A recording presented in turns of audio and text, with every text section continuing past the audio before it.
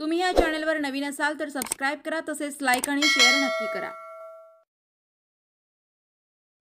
आयोजित केला गेला प्रतिसाद कसा प्रतिसाद चांगला मिळाला, काय सांगाल काय म्हणणार?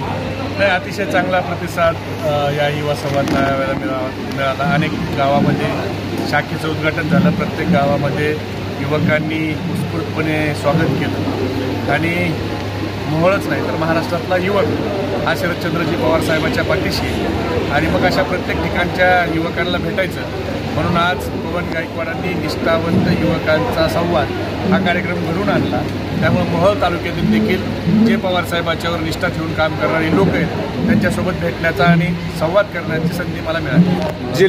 जिल्ह्यामध्ये आमदारांची संख्या आपली कमी आहे आणि महाविकास आघाडीची पण संख्या कमी आहे आणि त्यामध्ये वाढवण्यामध्ये संख्या वाढवण्यामध्ये आगामी निवडणुकांमध्ये काय फेरबदल वगैरे असं काय घडतील काय तुमच्या माध्यमातून? बदल महाराष्ट्रामध्ये होतोय। मागच्या वेळेला सातारा जिल्ह्यातले दोन्ही खासदार हे भारतीय जनता पार्टीचे होते, आता दोन्ही खासदार महाविकास आघाडीचे आलेले आणि लोकसभेच्या अगोदर एक चांगली सुरुवात आमची झालेली आहे की पवार साहेबांवर प्रेम करणारे ज्येष्ठ नेते विजयदादा मोहिते पाटील यांचा प्रवेश राष्ट्रवादी काँग्रेस पक्षामध्ये झाला आणि काकासाहेब साठे आमचे जिल्हाध्यक्ष या सर्वांच्या प्रयत्नानं म्हाड्याची जागा आमची निवडून आली। सगळे आमदार गेलेले असताना जनता मात्र शरद पवार साहेबांच्या पाठीशी होती आणि या मोहोळने देखील ऐतिहासिक लीड दिलं आणि सोलापूरची देखील लोकसभेची जागा ही पंढरपूर आणि मोहोळच्या लीडवर प्रणितीताई शिंदे देखील महाविकास आघाडीच्या आज खासदार झाल्यात। म्हणजे सोलापूर जिल्ह्याचा कल हा विधानसभेला काय असणार आहे तर सोलापूर जिल्ह्यातले सगळेचे सगळे आमदार हे महाविकास आघाडीचे असणार आहेत, हे लोकसभेत सोलापूर जिल्ह्याने दाखवून दिलं। राजन पाटील यांच्याबद्दल आता तुम्ही सॉफ्ट कॉर्नरमध्ये बोलला, त्यांना काय भविष्यात घेण्यात आपल्या पक्षाचं काय आहे का हे धोरण? कोणाच्याबद्दल? राजन पाटील यांच्याबद्दल आता तुम्ही सॉफ्ट कॉर्नरमध्ये बोलला। असं आहे की राजन मालक ह्यांच्यासोबत आम्ही अनेक वर्ष काम केलेलं आहे, मग अजयदादांबरोबरही काम केलेलं आहे। राजन मालक ह्यांनी अजून शरद पवार साहेबांच्यावर डायरेक्ट टीका किंवा इनडायरेक्ट टीका केलेली माझ्या पाहण्यात ऐकण्यात वाचण्यात आलेली नाही आणि कार्यकर्ता म्हणून माझी एकच भूमिका आहे की जो माणूस शरद पवार साहेबांच्यावर बोलेल मी त्याच्यावर बोलतो। जे शरद पवार साहेबांच्यावर बोलणार नाही, ठीक आहे, कुणाच्या काही अडचणी असतील तर काही अडचणीमुळे कोण कुठे गेलं असेल, पण जर शरद पवार साहेबांच्याबद्दल ते बोलत नसतील तर आम्ही विनाकारण त्यांच्याबद्दल बोलण्यात काही अर्थ नाही। आमचं पक्ष वाढायचं काम आम्ही करतोय, त्यांचं काम ते करतील। म्हणजे गर्वपक्ष होईल असं वाटतं? मोहोळ मतदारसंघामध्ये चर्चा चालू आहे की विद्यमान आमदार जर शरद पवार गटात आले तर त्याला तिकीट मिळणार। विद्यमान आमदारांच्या बद्दल मी बोललेलो आहे। विद्यमान आमदार हे शरद पवार गटात येऊन त्यांचं तिकीट घ्यायचा प्रश्नच नाही, कारण विद्यमान आमदारांना हा विसर पडला की त्यांनी शरद पवार साहेबांच्या आशीर्वादावर ते आमदार झाले। त्यांनी इंदापूरमध्ये सुप्रियाताईच्या विरोधात प्रचंड काम केलं, प्रचंड।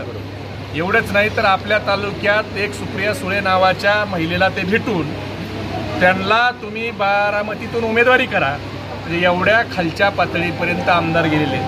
त्यामुळं त्या आमदाराला तरी राष्ट्रवादी काँग्रेस पक्ष शरद पवार साहेबांचे दरवाजे बंदच असतील हा कार्यकर्ता म्हणून मी सांगतो।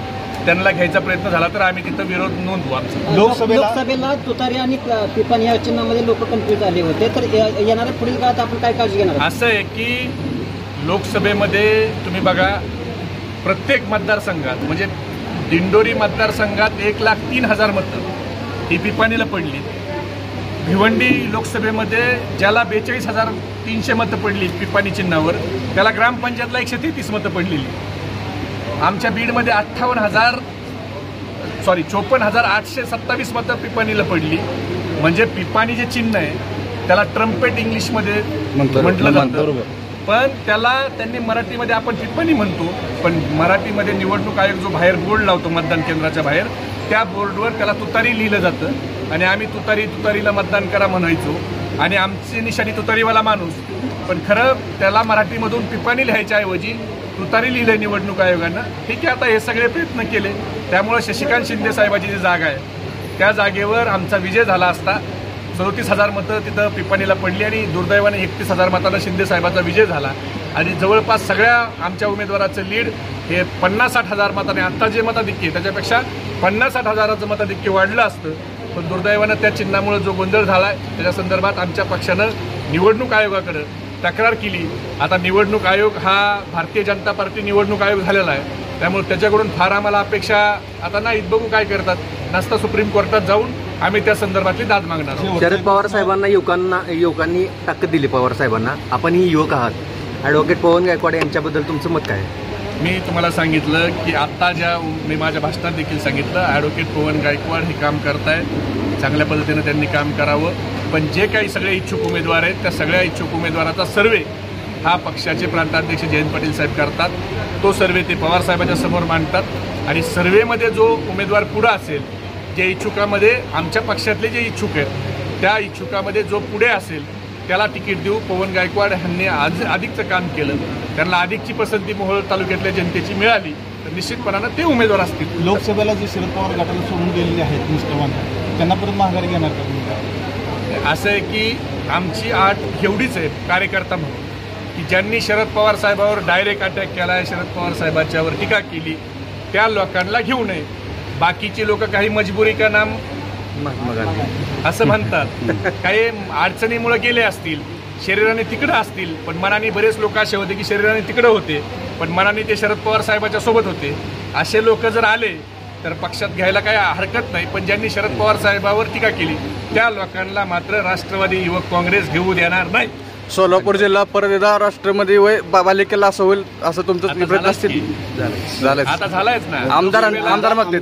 सोलापूर जिल्ह्यावर शरद पवार साहेबांचं विशेष प्रेम आहे आणि मी तुम्हाला जबाबदारीनं सांगतो की आता सोलापूर जिल्ह्यात ज्या जागा आम्ही लढू त्या सगळ्या जागा ह्या महाविकास आघाडीच्याच निवडून येणार.